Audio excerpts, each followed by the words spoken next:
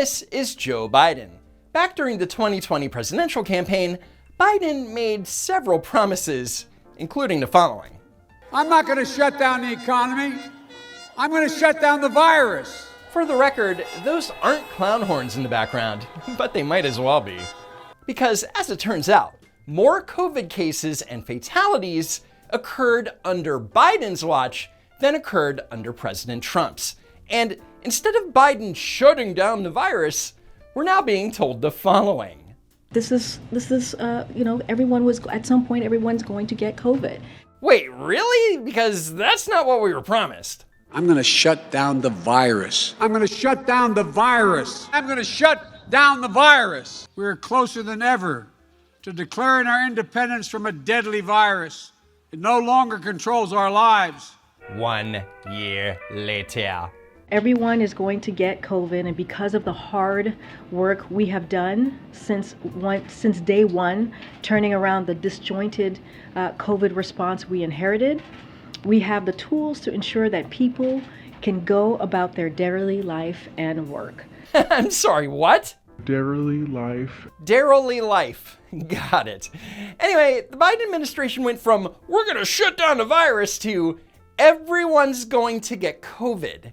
And even though the vaccines were developed under Trump, the Biden administration has the audacity to call the Trump administration's response to COVID disjointed. And then they claim that Biden did all the hard work. And if you think that's bad, here's a clip that the news media immediately memory hold.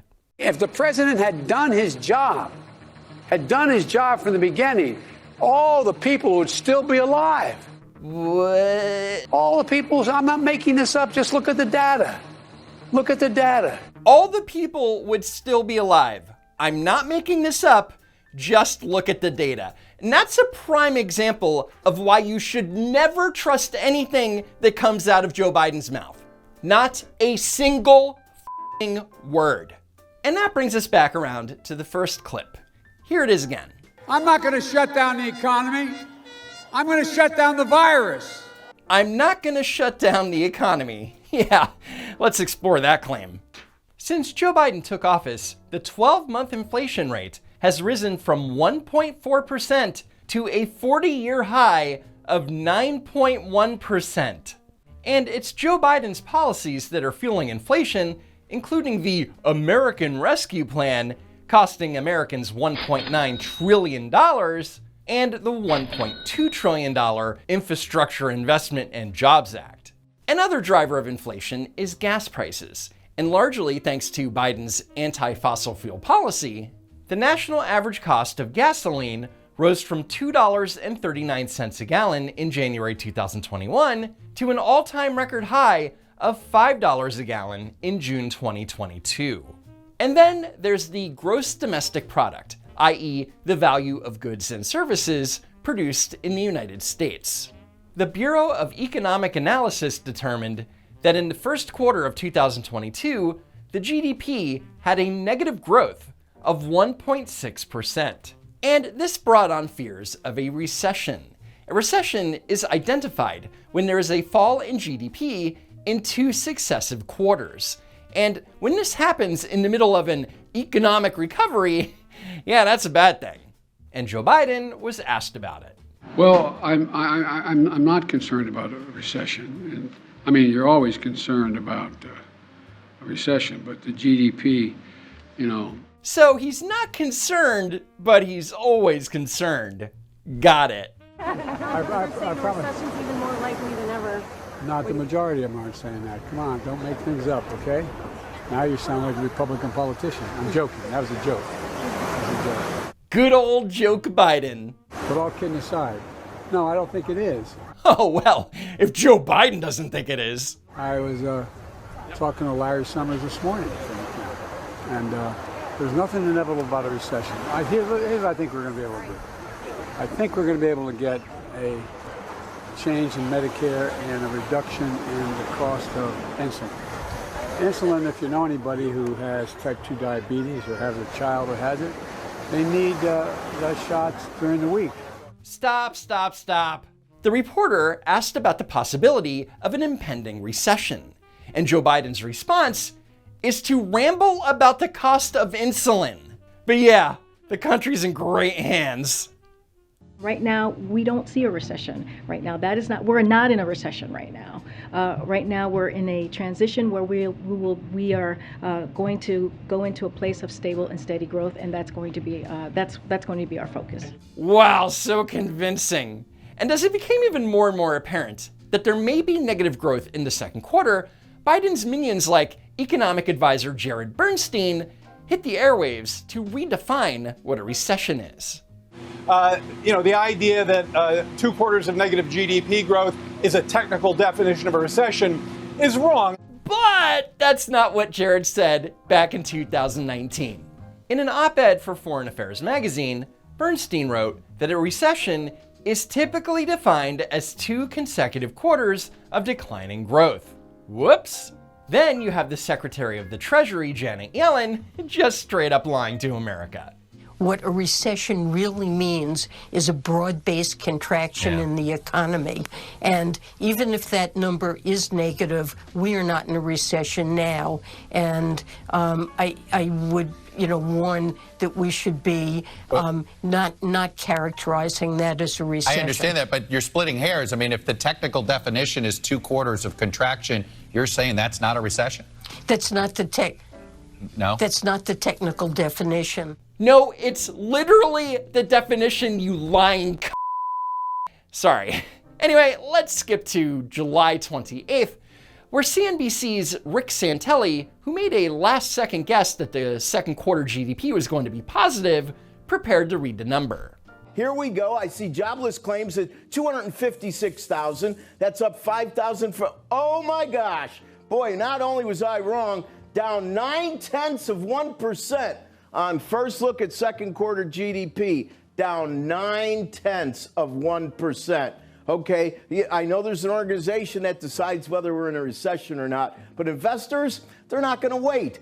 So obviously, no matter what you call it, 2 negative quarters of contraction is bad, especially in the middle of what should have been an economic boom. But all we have now is a sinking economy and loads of denial from the resident. And let me speak to one other issue. The GDP, and whether or not we are in a recession. Both Chairman Powell and many of the significant banking personnel and economists say we're not in a recession. You mean the same people who swore up and down last year that inflation was transitory? But let me just give you what the facts are in terms of the state of the economy. Number one, we have a record job market of record unemployment of 3.6% today. We've created 9 million new jobs so far, just since I became president. A few things here. The labor force participation rate is lower than it was pre-pandemic. The United States has 3.25 million fewer people working today than it did in February 2020. Furthermore, the unemployment rate has been flat for the past 4 months, stuck at 3.6%. Pre-pandemic, the unemployment rate hit an all-time low of 3.5%. So Biden is lying. I know you're shocked. Businesses are investing in America at record rates. Foreign business like SK and others are investing in America. Hundreds of millions and trillions of dollars, sum total. Hundreds of millions and trillions of dollars, guys. $100 billion in semiconductor investments already announced by Intel, Samsung, and Texas Instruments. More than $100 billion in electric vehicle battery investments by Ford, General Motors, Hyundai, Tesla, and more. So Biden is claiming that we aren't in a recession because of investments that have been announced, but haven't produced anything, and won't produce anything for several years. And this is powering the strongest rebound in American manufacturing in over 3 decades, creating 613,000 manufacturing jobs. These aren't new jobs. These are recovered jobs that were lost during the pandemic. And also, what do 600,000 manufacturing jobs have to do with negative GDP growth? Oh, right, nothing. And speaking of manufacturing, the United States Chicago PMI, which measures the performance of the manufacturing and non-manufacturing sector in the Chicago region, dropped to 51.1 points in July, the lowest reading since August 2020. And this suggests a slowdown in economic activity. So much for that rebound in American manufacturing. And the Inflation Reduction Act will add another $370 billion in clean energy tax credits in reconciliation, including incentives to accelerate domestic production of solar panels, wind turbines, batteries, and critical materials processing. So the ironically named Inflation Reduction Bill, which hasn't even been voted on at this point, is a factor in whether or not we're currently in a recession? Really? Joe Biden thinks America's as stupid as he is. In the meantime, America's paychecks are being eaten up by skyrocketing inflation. They're paying more for housing, food, gas. In fact, they're paying more for everything. What do you have to say about that, Joe? That doesn't sound like a recession to me. Thank you very much. Yeah, that's right. Run away, you f***ing coward. Anyway, I think that's it for now. Be sure to hit that like button, check out these videos that you may have missed, and as always, be sure that you're still subscribed to the channel, and I hope to see you next time. If there is next time.